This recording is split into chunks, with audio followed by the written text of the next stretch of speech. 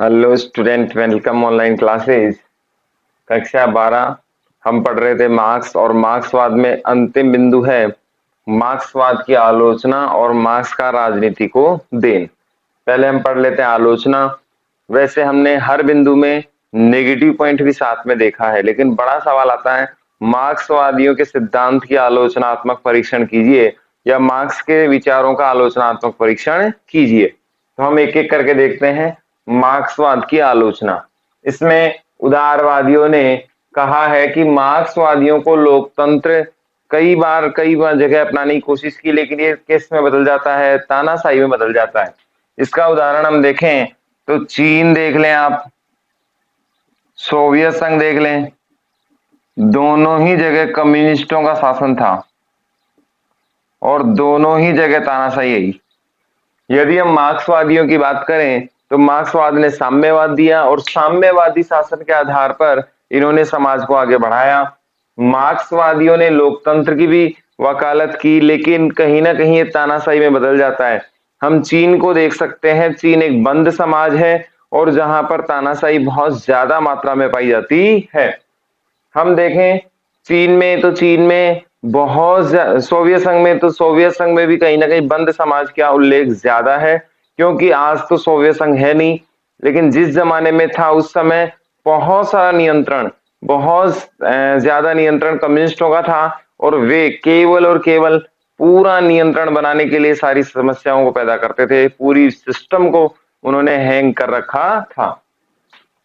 इसके बाद देखते हैं सरतोरी। ये कहते हैं मार्क्सवादियों को फैंटम विकल्प की संज्ञा देते हैं। ये एक प्रकार से संज्ञा दी गई है, बस अपने को बस इतना ही ध्यान रखना है। कार्ल पॉपर कहते हैं कि मार्क्सवाद की तुलना इन्होंने किससे की है? बंद समाज। बंद समाज हम पढ़ चुके हैं, ऐसा समाज जिसमें स्वतंत्रता समानताएं ना हो, समाज के बहुत सारे भाग केवल और केवल एक परिपाटी में चले, एक परंपरा में चले, स्वतंत्र होकर उनको निर्णय लेना नहीं दिया जाए, या यूं कहें कि वो अपनी इच्छाओं का दमन करें, राज्य जैसा चाहता है वैसा ही करें। बंद समाज कहलाता है। खुला समाज क्या है? जिसमें आपको जीवन यापन करने की स्वतंत्रता हो, अभिव्यक्ति की स्वतंत्रता हो, जीने की स्वतंत्रता हो, अधिकार आपके पास हो, न्याय सिस्टम उसमें हो। ये सारी चीजें खुले समाज का उदाहरण है। हम आज वर्तमान में खुले समाज में हैं, लेकिन पूरी तरीके से खुला हुआ नहीं है। पूरी तरीके से खुला समाज वह होगा जिसमें समाज के अनुसार नियम बने और सरकार समाज के पीछे हो, जबकि ऐसा नहीं है। बंद समाज क्या होगा? इसमें समाज सरकार का पिछलग्गू होगा और जैसा सरकार चाहेगी, जैसा प्रशासन चाहेगा, वैसा ही समाज को करना होगा।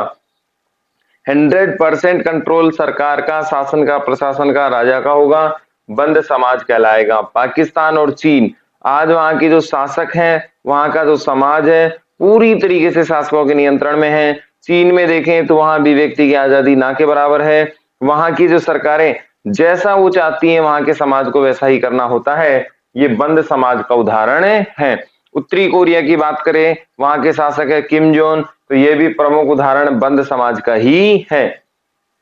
लोकतंत्र और स्वतंत्रता का क्या होता है? इसमें अभाव होता है। बंद समाज में लोकतंत्र होता ही नहीं है।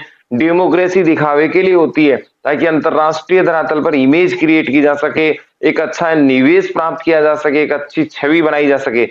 लेकिन वास्तव में अगर देखा जाए तो लोकतंत्र के नाम पर कुछ होता ही नहीं है, आम जनता के अधिकार कुछ होते ही नहीं है। केवल और केवल बंद समाज में तानाशाही व्यवस्थाओं को थोपा जाता है।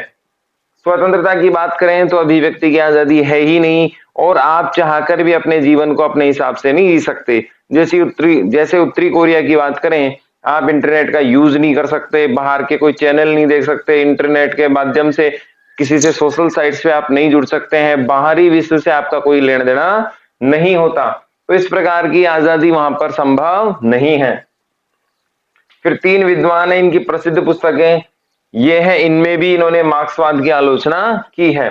पहले है बर्नस्टीन, इनकी पुस्तक का नाम है विकासवादी समाज, इन्होंने इसमें मार्क्सवाद की आलोचना की है। फिर है कॉट्स्की, इन्होंने विकासवादी तानाशाही के नाम से पुस्तक लिखी है। और फिर है रोजा लग्जमबर्ग, इन्होंने रूसी क्रांति के नाम से 1940 में एक पुस्तक लिखी थी।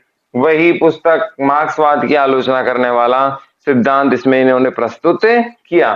यहां तक हमने एक चरण आलोचना का देख लिया, 2 चरण अभी बाकी है। उदारवादी कहते हैं मार्क्सवादी लोकतंत्र में भी क्या लाते हैं, तानाशाही लाते हैं, लोकतंत्र दिखावा होता है। सरतोरी फेंटम विकल्प की संज्ञा देते हैं, ये इंपॉर्टेंट है, ध्यान रखना है कि मार्क्सवादियों को फेंटम विकल्प की संज्ञा किसने दी है, सरतोरी ने दी है।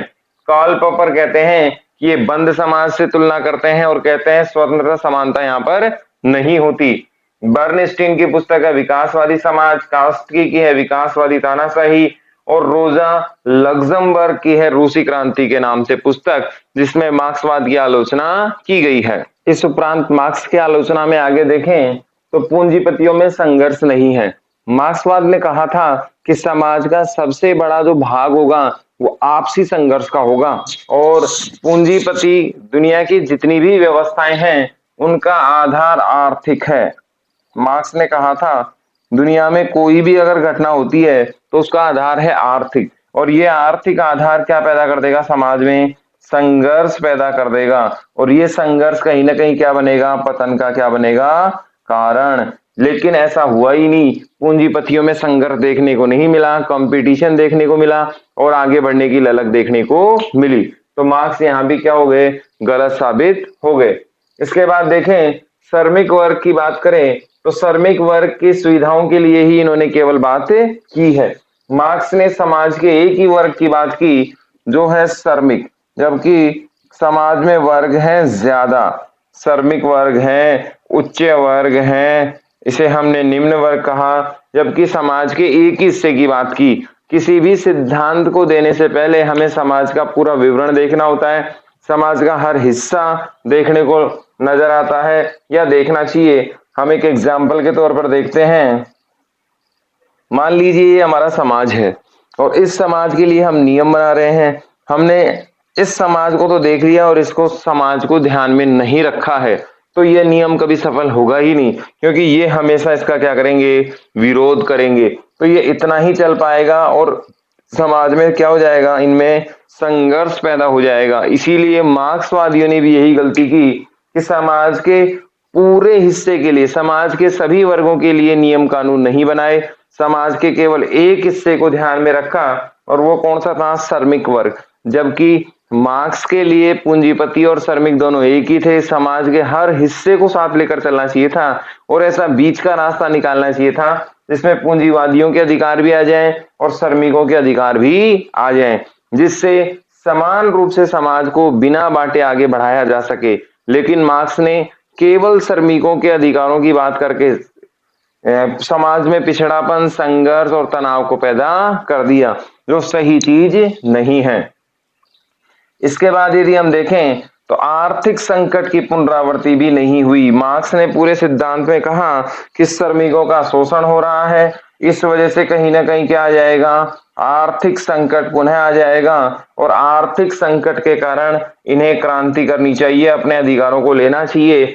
राज्य शोषण का माध्यम है, शासन शोषण का माध्यम है, तो कहीं ना कहीं ये भी मार्क्सवाद यहाँ पर गलत साबित हो गया, क्योंकि आर्थिक संकट जैसी कोई संकल्पना दोबारा नजर आई ही नहीं।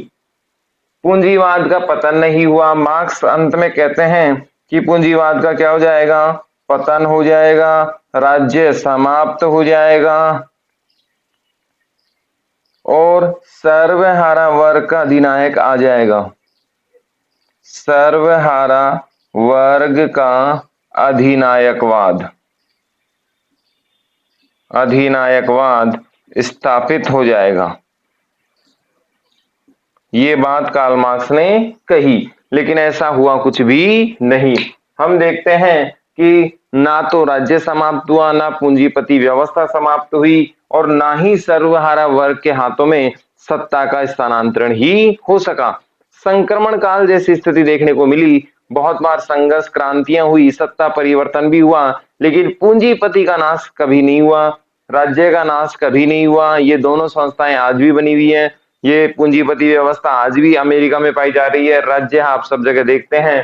तो मार्क्स यहाँ भी क्या हुए, गलत साबित हुए। तो हमने 5 बिंदु यहाँ देखे।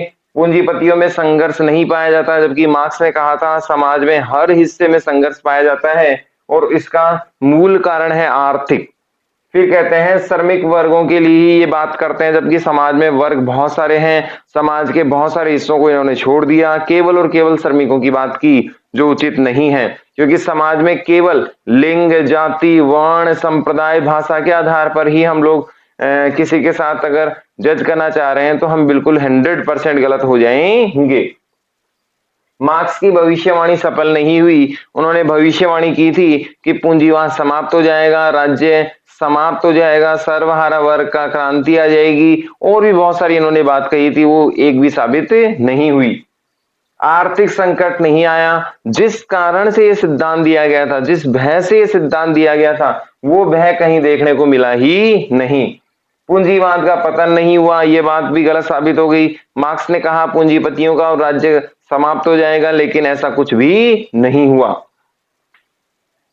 की आलोचना में आगे देखें तो मार्क्स ने जड़ तत्व और चेतना तत्व एक साथ ही बात की है, जबकि इन दोनों में पूरी तरीके से अंतर करने में संभव नहीं हो सकते।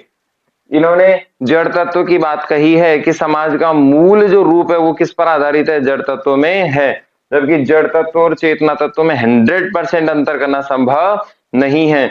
जड़ तत्व वह है जिसमें स्वतः परिवर्तन नहीं होता है। हमने कई बार कहा है ये तो जड़ बुद्धि है, ठस बुद्धि है, मोटी बुद्धि का है, तो ऐसा व्यक्ति जिसमें आसानी से परिवर्तन संभव नहीं हो, जड़ बुद्धि कहलाता है। चेतना, चेतना का मतलब होता है जागृत अवस्था में स्वतः ही सब चीजों को अपने आप ही भांप लेता है। तो जड़ तत्व और चेतना तत्व में 100% अंतर करना संभव नहीं है। तो मार्क्स यहां भी क्या हो गए, गलत साबित हो गए। जड़ तत्व में स्वतः परिवर्तन संभव नहीं होता, ये बात हमने अभी कर ली कि जो जड़ तत्व होता है या यूं कहें जड़ बुद्धि होता है, इसमें आसानी से परिवर्तन संभव नहीं होता है। इसमें परिवर्तन के लिए बाहरी कारकों की आवश्यकता होती है, और बाहरी कारक जब इसे सपोर्ट करेंगे तो इसमें परिवर्तन संभव हो पाता है, अदरवाइज नहीं। मौलिकता का अभाव, ये सवाल आया था कि सिद्ध कीजिए मार्क्स के सिद्धांत में मौलिकता का अभाव है। तो मौलिकता का मतलब होता है खुद के ऊपर भरोसा करना, या यूं कहे नैतिकता और मौलिकता को जोड़ा जा सकता है। मार्क्स ने ब्रिटेन, फ्रांस, जर्मनी सामाजिक आर्थिक परिस्थितियों से अलग अलग चीजें ली। जैसे एग्जाम्पल के तौर पे हम देखते हैं, मार्क्स ने ब्रिटिश विद्वान रिकार्डो से श्रम के मूल्य का सिद्धांत लिया था, श्रम के मूल्य का सिद्धांत लिया था। उसके बाद अतिरिक्त मूल्य का सिद्धांत इन्होंने दिया।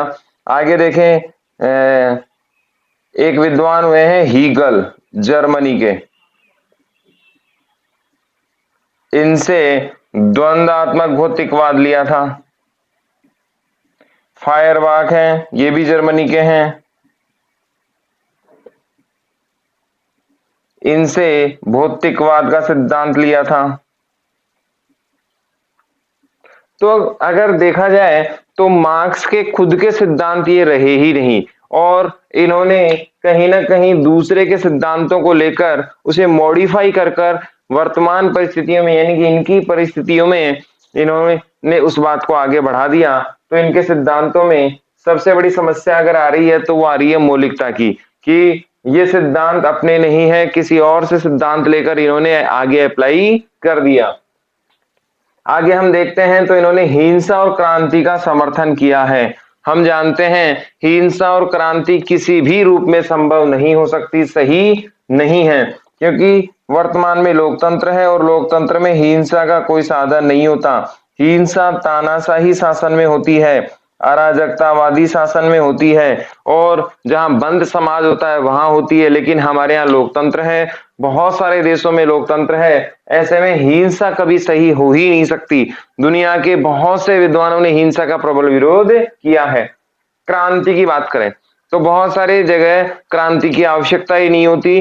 क्रांति कहीं ना कहीं अपने अधिकारों को छीनने से प्रेरित करती है। क्रांति शांतिपूर्ण हो तो समझ में आता है। हिंसा, हिंसा सभ्य समाज की लिए सही चीज नहीं है। फिर व्यक्तिगत स्वतंत्रता के लिए घातक, मार्क्सवाद को हम देखें तो ये स्वतंत्रता पर प्रतिबंध लगाने की बात करता है, क्रांति की बात करता है, हिंसा की बात करता है, और पूंजीपतियों के लिए घातक सिद्ध है। आप जानते हैं कि समाज में सबसे ज्यादा जरूरी है पूंजीवाद। अगर गरीबी मिटानी है, समाज में संपन्नता लानी है, समाज में खुले बाजार की व्यवस्था लानी है, खुले समाज की व्यवस्था लानी है, तो इन सब के लिए पूंजीवाद बेहद जरूरी होता है। लेकिन मार्क्सवादियों ने व्यक्तिगत स्वतंत्रता पर घातक प्रहार कहा है। उन्होंने राज्य को समाप्त करने की बात कही है, पूंजीवाद को समाप्त करने की बात कही है। ऐसे में व्यक्तिगत स्वतंत्रता पूरी तरह से क्या हो जाएगी, नष्ट हो जाएगी, और एक बंद समाज में समाज बदल जाएगा। ये यहाँ तक 5 बिंदु और हो गए हैं मार्क्सवाद की आलोचना की, अब बचे हैं 5। जड़ तत्व और चेतना तत्व में अंतर कर पाना 100% सही संभव नहीं हो सकता, 100% अंतर नहीं किया जा सकता। और मार्क्स ने जिस बात पर जोर दिया है वो क्या है, जड़ तत्व है। जड़ तत्व में स्वतः परिवर्तन नहीं होता, जबकि मार्क्सवाद कहते हैं कि इसमें स्वतः ही परिवर्तन हो जाएगा। मौलिकता का अभाव, तो हम जानते हैं मार्क्स ने बहुत सारे विद्वानों से, अलग अलग देशों से अलग अलग सिद्धांत लिए हैं। जैसे ब्रिटेन से रिकार्डो का सिद्धांत लिया, ये श्रम के मूल्य का सिद्धांत था। हिंसा क्रांति किसी भी समाज में कभी भी सभ्यता से पेश नहीं आ सकती, या सही तरीके से इनको एक्सेप्ट नहीं किया जा सकता। व्यक्तिगत स्वतंत्रता की बात करें तो मार्क्सवादी व्यक्ति की स्वतंत्रता में कहीं ना कहीं रोक लगाने की बात करते हैं। मार्क्स की आलोचना में इसके बाद है द्वंद्वात्मक भौतिकवाद और इतिहास की व्याख्या आर्थिक दृष्टिकोण से। हमने 2 सिद्धांत मार्क्स के पढ़े थे। द्वंद्वात्मक भौतिकवाद और इतिहास की आर्थिक व्याख्या सिद्धांत की बात करें तो ये समाज के केवल एक पक्ष की ही बात करते हैं, केवल ये आर्थिक दृष्टिकोण की बात करते हैं, जबकि राजनीतिक सामाजिक बहुत सारे पहलू इन्होंने छोड़ दिए, और ये केवल कल्पना पर आधारित है। कल्पना 100% सही होगी इसका कोई गारंटी नहीं दी जा सकती। यदि हम देखें तो कल्पनाओं में बहुत सारे विवाद भी हैं। इतिहास की बात करें तो इतिहासकार एक मत नहीं है, बहुत सारे इतिहासकार अपने विचारों को ही खंडन कर देते हैं बाद में जाकर। जैसे कार्ल मार्क्स ने भी आगे जाकर, एंजल्स ने उसकी काट की, उदारवादियों ने भी अपने विचार बदल लिए, बहुत सारे विद्वानों ने अपने ही सिद्धांत को आगे जाकर गलत साबित कर दिया। तो कहीं ना कहीं कल्पना है और एक पक्षीय है। राज्य का समाप्त होना केवल कल्पना है। मार्क्सवादी कहते हैं कि सर्वहारा वर्ग का उदय होगा, सर्वहारा वर्ग का अधिनायकवाद आएगा, क्रांति आएगी, और समाज में केवल और केवल गरीब वर्गों का आधिपत्य हो जाएगा, बुद्धिजीवी समाप्त हो जाएंगे, राज्य पूरी तरीके से समाप्त हो जाएगा। जबकि ऐसा हुआ ही नहीं। राज्य यदि समाप्त हो जाएगा तो न्याय व्यवस्था है, कानून व्यवस्था है, पुलिस प्रशासन है, और पूरा एडमिनिस्ट्रेशन जो ब्यूरोक्रेट चलाते हैं वो कहां से आएगा, शासन का रूप कैसा होगा, शासन कौन करेगा, पूंजीपतियों का क्या होगा, क्या उनका शोषण नहीं होगा, ये सारी बात राज्य के समाप्त होने के साथ सवाल पैदा करती हैं।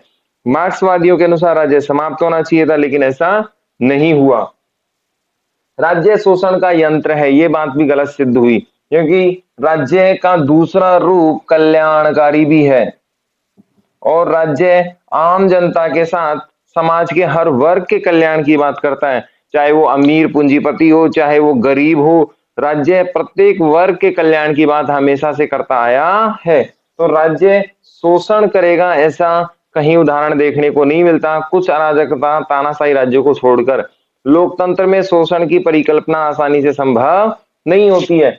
लोकतंत्र, धर्म और राष्ट्रवाद के जो विचार हैं, इन्होंने कहा था मार्क्सवादियों ने कि लोकतंत्र सही नहीं है, राष्ट्रवाद धर्म सही नहीं है। धर्म को तो ये अफीम की संज्ञा देते हैं कि जिस प्रकार अफीम समाज के लिए घातक है, धर्म भी उसी तरीके से घातक है, और धर्म के नाम पर गरीब आम जनता का क्या हो रहा है, शोषण हो रहा है, जो सही चीज नहीं है। फिर 2 वर्गों की बात करते हैं समाज में। 2 वर्ग, पहला है सर्वहारा वर्ग और दूसरा है बुजुर्गा वर्ग। जबकि हम जानते हैं समाज में केवल 2 वर्ग ही नहीं है, तो यहां भी मार्क्स की कल्पना केवल काल्पनिक ही नजर आती है। तो द्वंद्वात्मक भौतिकवाद का इतिहास और इतिहास की आर्थिक व्याख्या सिद्धांत कल्पना और एक पक्ष की बात करते हैं, समाज के सभी बातों को ध्यान में नहीं रखते। राज्य का समाप्त होना केवल कल्पना है, प्रैक्टिकली ये संभव नहीं हो सकता। राज्य शोषण का यंत्र है और ऐसा हो ही नहीं सकता, क्योंकि राज्य क्या करता है, कल्याणकारी कार्य भी करता है। लोकतंत्र, धर्म, राष्ट्रवाद की जो संज्ञा इन्होंने दी, परिभाषा इन्होंने दी, वो समाज पर फिट नहीं बैठती है। समाज में दो ही वर्ग हैं, ये उचित और सही नहीं है। मार्क्सवाद चैप्टर में अपना अंतिम बिंदु है, लास्ट टॉपिक है राजनीतिक चिंतन में मार्क्स का योगदान, यानी कि राजनीतिक विचारधाराओं में मार्क्स ने क्या योगदान दिया। इसमें विभिन्न विचारधाराओं का आधार प्रदान कर दिया। बेस जो होता है, नींव जो होती है, वो मार्क्सवादियों ने दी। उदारवाद को इन्होंने चुनौती दी, हमने पढ़ा था उदारवाद सबसे पहले पूंजीवाद के पक्ष में आता है, फिर मार्क्सवाद से डरकर गरीबों का समर्थन उदारवाद ने किया। तो उदारवाद को चुनौती किसके कारण मिली? मार्क्सवादियों के कारण। उदारवाद ने अपने विचार बदले किसके कारण? मार्क्सवादियों के कारण। समाजवाद को व्यवहारिक और वैज्ञानिक योजना प्रस्तुत किसने की? मार्क्सवादियों ने दी। समाजवाद में वास्तव में प्रैक्टिकली लाने का काम किसने किया? मार्क्सवाद ने किया। और वैज्ञानिक आधार पर तथ्य को जोड़ने का और समाज को आगे बढ़ाने का काम भी मार्क्सवादियों के कारण ही समाजवादियों ने किया। श्रमिकों के नवीन जागृति लेके आए ये सभी।